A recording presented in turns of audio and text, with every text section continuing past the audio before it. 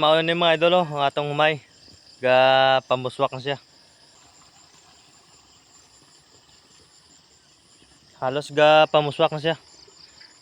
Gana siya duko-duko ng iban. Kung ano, nakabulingit tag lapok.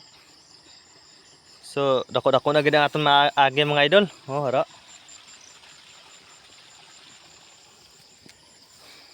Buwas sa aga, human gina siya. Ako asaging hangaga og hawan kay ako agod na agsaburan god.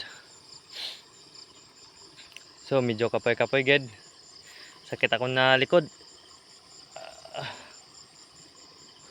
So, hapon na mga idol. Tunod ang adlaw.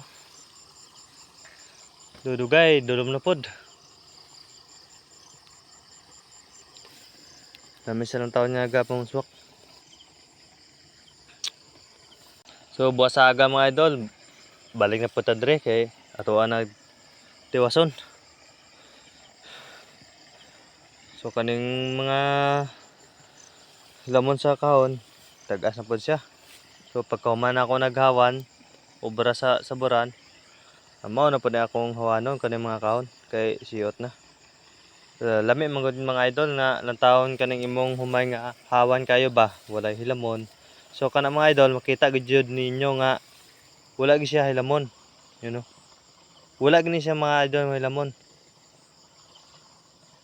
So makakita po kaguro pero laka kayo. Katatlo na ako ni mga idol gilamunan. Mao na nga ang hilamon murag hindi kakita ba. Murag wala gid hilamon. So hawan kayo. Lami kayo ni anihon. Wala gid sa kabal sa garaba kanang imong anihon. Kaya wala gid siya hilamon. Lami kayo mga idol ang bunga. Iya sa binhi nga bitre.